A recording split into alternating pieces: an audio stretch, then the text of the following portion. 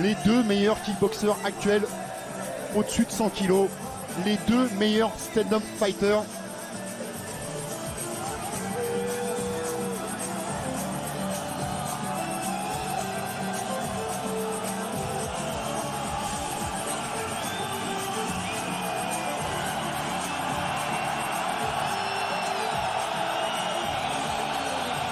Ah, on a des frissons quand même. Ouais, non mais c'est vraiment pour moi là, à ce moment-là, c'est vraiment le plus important, c'est ce parcours entre le vestiaire et le ring, cette intensité qui monte, la concentration de Bader Hari, on voit, hein, il veut cracher sa rage.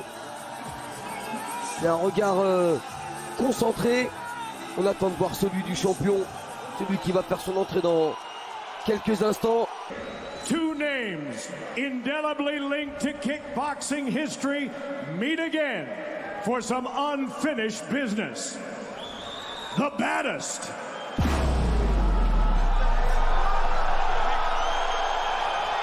and the king.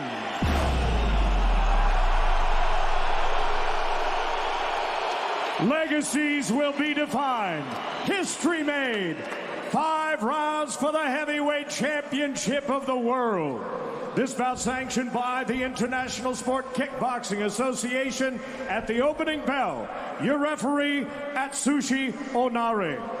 For the 30,000 fans with us live inside a sold-out Gelredome Arnhem. To the millions watching live around the world, it's time for glory! Allez, c'est la dernière fois qu'on entendra cette formule cette année. Let's meet the challenger, fighting out of the black corner. He's a 2-time K1 World Grand Prix finalist and K1 and it's Showtime World Champion. His professional record, impressive. 106 wins, 13 losses, and 92 career knockouts. Standing 6 feet 6 inches tall, 1.98 meters. He weighed in at 244.5 pounds, 110.9 kilos. Fighting out of Morocco. 110 kilos pour Bader Hari. The baddest, Bader Hari.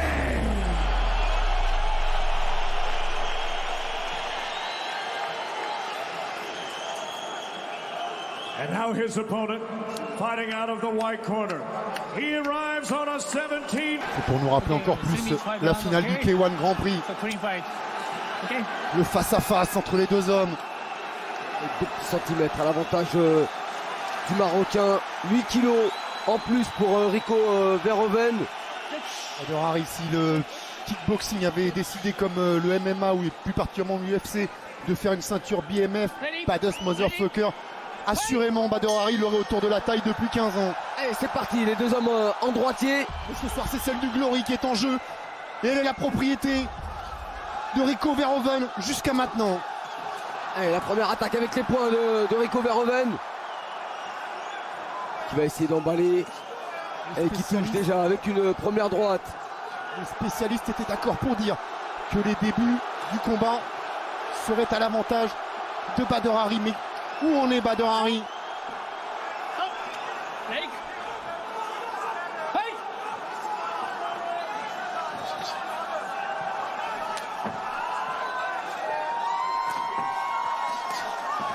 Ouf. La première chose de sûr quand même, c'est qu'il n'est pas intimidé, Rico. Non, il a tout envie de faire douter Bader Hari, lui.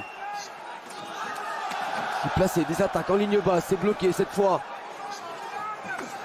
Et la droite de Bader Hari.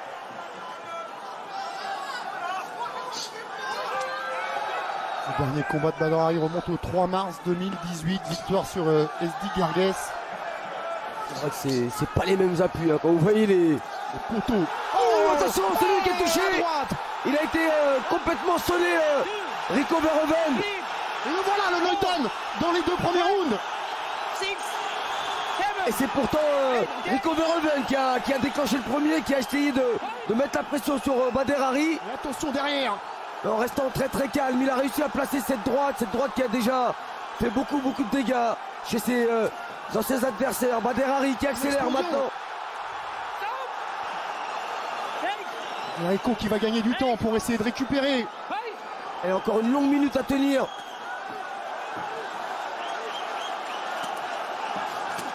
Oh, encore la droite. Il place Selouki qui s'expose au contre avec la droite de Bader Hari, Rico Verhoeven, et qui refuse l'échange en points. Il n'a pas encore complètement récupéré le champion. Ça avait mal démarré déjà dans leur première rencontre où Bader Hari avait l'avantage dans les premiers échanges, mais peut-être pas à ce point-là. Attention à ce niveau, avec des combattants comme ça, tout peut s'inverser. Rico peut à son tour envoyer au tapis Bader Hari. Touché sous l'œil droit, Ouais. Rico déjà. Allez, c'est parti vite dans ce combat.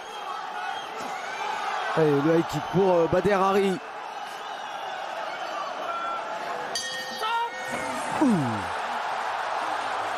Quelle première reprise déjà. Première reprise. Beaucoup de choses. Un Rico Verhoeven qui a attaqué le premier, qui a voulu mettre en difficulté Bader Hari, qui a contré avec une superbe droite.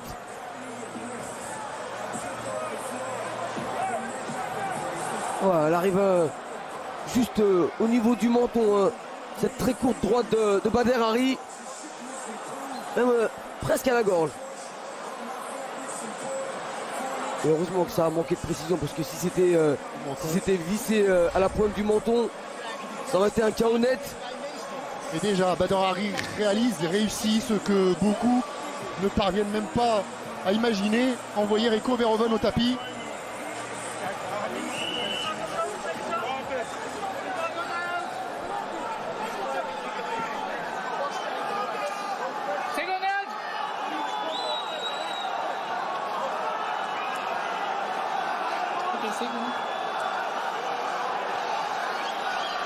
Allez, c'est le Marocain qui prend le meilleur départ. Il a déjà envoyé une première fois au tapis Rico Verhoeven. Là encore, c'est qui va Rico qui presque touche. plus être dans la position confortable du champion qu'on doit venir bousculer. Mais attention, il sait ça qu'il doit rentre revenir. bien. Et les appuis. Attention, c'est le crochet maintenant de Bader Hari. Et on sent que ça peut venir des deux côtés à n'importe quel moment. Il y a eu des championnats du monde de boxe anglaise qui nous ont énormément déçus il n'y a pas longtemps. Mais ce combat-là, en pied-point, Là, vous avez pour l'instant, il tient son rang. Vous avez deux montagnes face à face et ça recule pas, ça cherche vraiment le coup dur, ça s'engage, ça prend des risques.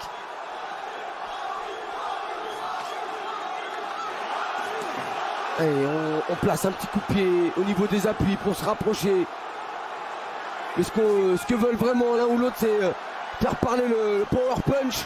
Là, en travaillant plutôt à l'intérieur, c'est Rico Verhoeven. L'autre en prenant l'extérieur avec ses larges crochets, c'est Bader Hari. Et il passe en garde de gauche et maintenant Bader Hari place le retourné. Il avait pu lui placer comme il l'avait placé à Stéphane Leko. Enfin, c'est pas le même gabarit. Leko qui était un des plus petits poids lourds à l'époque. Et Rico Verhoeven qui est l'un des plus puissants actuellement. Il a les points ce soir, Bader Hari, pour faire mal à Rico Verhoeven. Il a peut-être un petit peu moins les jambes. Attention à ce coup qui arrive juste derrière le coude. Rico est en train de démolir la jambe gauche de Bader.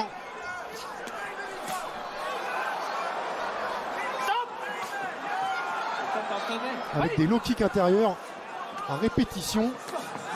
Attention, parce que si vous dites que Bader mise tout sur l'anglaise, s'il n'a pas les appuis derrière, On le voit bien là, c'est ça pute la même chose. souvent quand il est attaqué au niveau des appuis qu'il est en difficulté. Bader Hari, il n'a pas le réflexe de bloquer. Ça aussi, ça peut être Préjudiciable. par rapport à son manque de ring, manque de combat.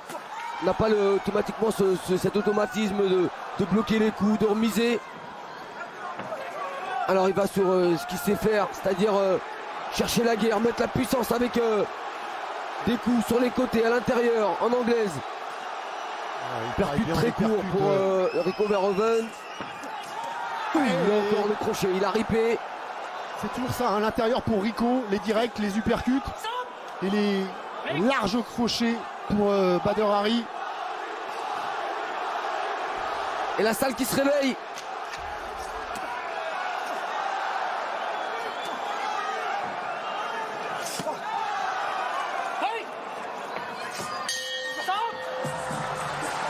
Ça n'a pas baissé de niveau, en tout cas le rythme est toujours le même.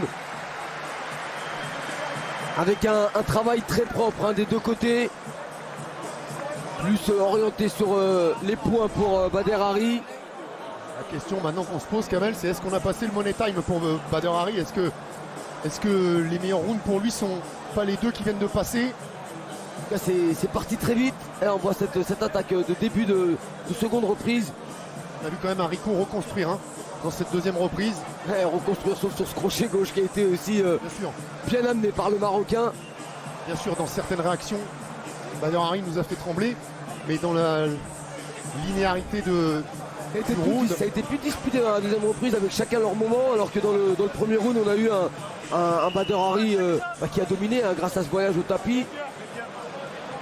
Mais là c'est vrai que le combat commence à devenir dur pour celui qui s'est le plus éloigné des rings, enfin le plus longtemps.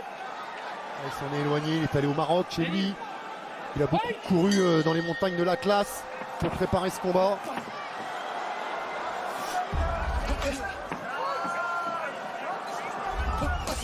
Et on connaît la faiblesse d'un combattant qui manque de ring, c'est-à-dire... Et le deuxième voyage au tapis, on vous rappelle qu'il ne peut aller que 4 fois au tapis en 5 rounds.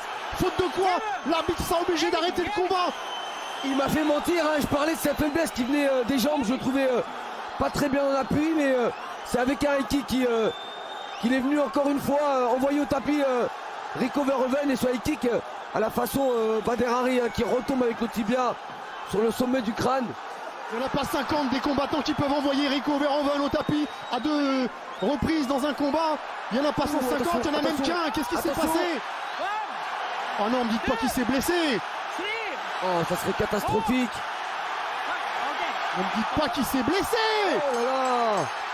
Oh, c'est pas vrai, après le bras, c'est la jambe. On va attendre le ralenti pour voir ce qui s'est passé, mais est-ce que c'est vraiment la jambe? Qu'est-ce qui s'est passé encore? Voilà ce qui pourrait nous amener vers encore une opposition entre ces deux hommes, et encore plus aujourd'hui qu'hier. Ah, apparemment, visiblement, c'est la jambe gauche au niveau de la cheville. Ah, il y a de quoi rager, bien sûr, il y a de quoi rager pour Badr Hari. Regardez la classe quand même de Rico Verhoeven. Ah ouais, mais là il peut que reconnaître, il a eu face à lui un très très bon Badr Hari qui a réussi à le mettre en difficulté avec le très bon travail en anglaise, la seconde reprise avec ce high kick. C'est peut-être ce high kick qui a causé cette blessure. Ouais, peut-être en reculant. Même en tapant au niveau du crâne. Oh, c'est vraiment on est déçu, bien sûr, on est déçu. On est déçu parce qu'il avait sa victoire, il tenait le champion au bout de son poing et de son pied, Badr Hari, mais c'est aussi ça la boxe. Rico Verhoeven qui pendant la conférence de presse avait provoqué, c'est 2 fois ça la boxe pour Badr Hari. Avait dit à Badr Hari, j'espère qu'il va pas encore se blesser. Mais c'était avant le combat, ça faisait partie de la promotion, ça faisait partie de ce qu'il faut faire pour vendre un combat. Ouais, vous avez raison. C'est peut-être ce pied qui vient heurter l'arrière du crâne. Partie quand même assez difficile, dur. Il tape avec la malléole un peu. Ouais. Il y a aussi ce coup de pied avec le talon. C'est plutôt là.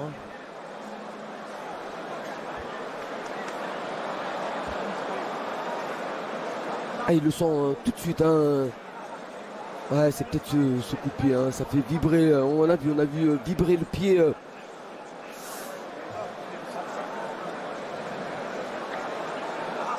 Ah, c'était le pire des scénarios possibles.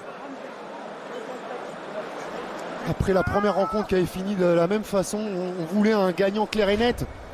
Encore plus après ces 2 reprises où on a eu vraiment comme au premier combat, un très très grand combat, un bon niveau des deux côtés, un Badr Hari efficace. Oh la peine de Badr Hari, là, ça elle se est comprend, communicative vraiment. parce que franchement, il est en train de faire un super combat. Et combien de temps il va falloir maintenant pour le retrouver sur un ring?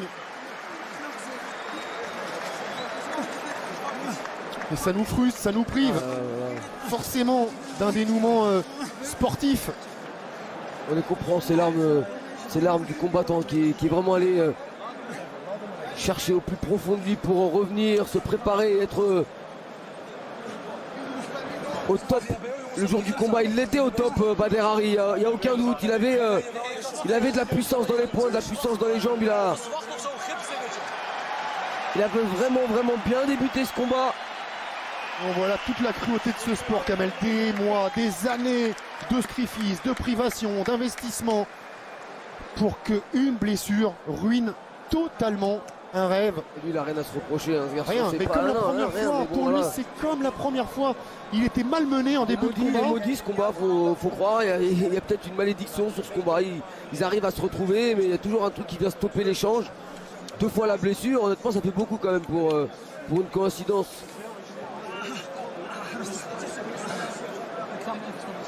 On va Et rester 2 fois dans cette même reprise. Hein. Non, c'était pas dans le deuxième round la première fois.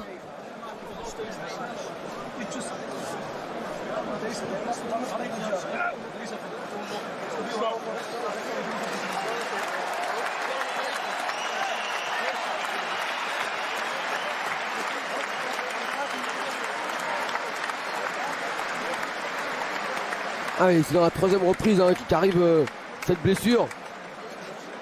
Et c'est vrai qu'on est perturbé parce que là honnêtement on s'attendait pas à ça. On s'attendait vraiment à ce que le combat monte en puissance et au moment où ça commence à bien prendre. On pouvait digérer n'importe quelle issue sauf celle-ci.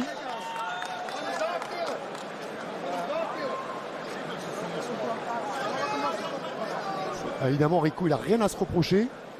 Par contre, il a senti le vent du boulet quand même. Hein. 2 knockdowns en 3 rounds. Ça lui était pas arrivé depuis très longtemps, voire depuis jamais. C'est pas non plus le scénario qu'il espérait, hein. Vraiment loin de là. Ah mais lui, évidemment, c'est comme à la fin de la première rencontre, il avait besoin d'une victoire limpide.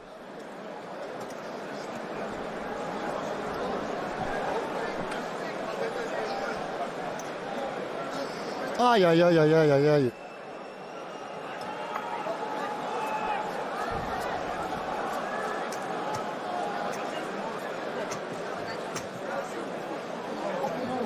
Après, Kamel, Non, on lui dit quoi, Rico Verhoeven? Bon, ouf quand même, parce que ouais. quand même, Bah, au point, il était en retard. Hein. il était largement en retard au point. Il était même en difficulté, il reculait beaucoup. On était dans la 3e reprise, il restait.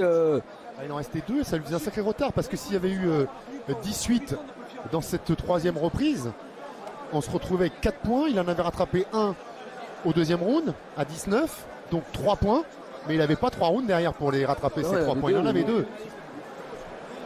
Ça veut dire qu'il lui fallait forcément envoyer Badr Hari au tapis ou l'emporter par KO. Et à l'inverse, dans l'autre sens, Badr Hari qui venait d'enregistrer 2 knockdowns, Kamel.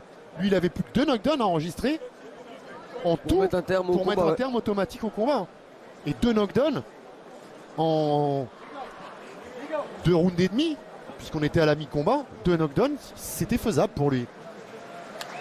Voilà, moi je retiendrai cette image et celle de Rico qui est tout de suite venu soutenir Badr Hari, regardez, et Badr qui lui caresse la tête. Ça, c'est vraiment les très belles images après des paroles apaisantes, apaisées hier à la pesée. Les deux se montrent à la hauteur de leur statut. De la part de Rico, c'est pas une nouveauté. De la part de Badr, c'est une grande preuve de maturité. C'est ce Badr là qu'on a envie de voir encore de nombreuses années. Et évidemment qu'on va espérer avoir un Collision 3. Mais ça va nous obliger à attendre un an. Ouais, et puis surtout en savoir un peu plus cette blessure de Badr Hari, parce qu'au niveau de la cheville, vous savez que c'est aussi très long hein, pour la récupération. C'est comme le genou. Allez, on a pris un tout petit peu de retard. Vous restez bien avec nous si vous êtes pressé de voir l'UFC Busan avec la 3e participation de Cyril Gane. Ce sera tout de suite après qu'on ait rendu l'antenne, mais on va encore attendre un peu, voir s'il y a interview ou pas sur le ring. Il devrait y avoir au moins Rico et pourquoi pas Bader. Évidemment, c'est les images que vous avez envie de voir. La décision officielle d'abord, parce qu'elle n'a pas été rendue. Allez, c'est sur civière que va partir Bader Hari. Ah, c'est au minimum une grosse entorse hein, pour Bader Hari, si c'est pas pire.